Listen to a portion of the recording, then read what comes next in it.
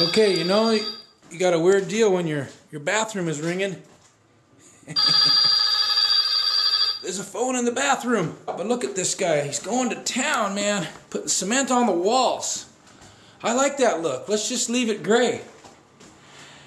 Look at that shower before the shower. The whole wall is going to get tile, people.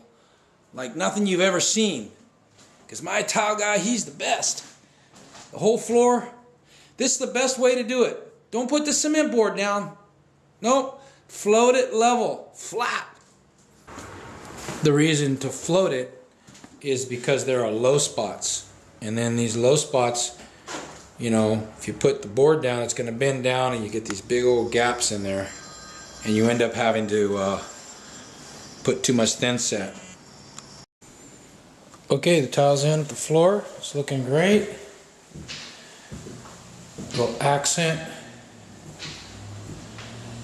with the walls. Okay, this is that fantastic large wall tile coming out of the shower onto this side where there's going to be a tub, and glass will be there obviously around it, and we'll set finish on those fixtures there.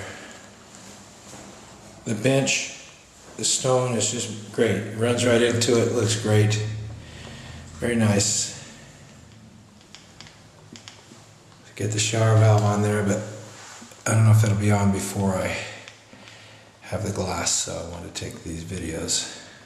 Okay, I know you love this tile because you're going to be calling me to say, Royce, Viking Flom, can you put that in my house? Look at that. Stick it right in there up to the edge. And remember I talked about the baseboard?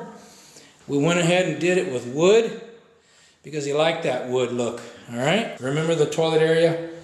All that white tile, gone.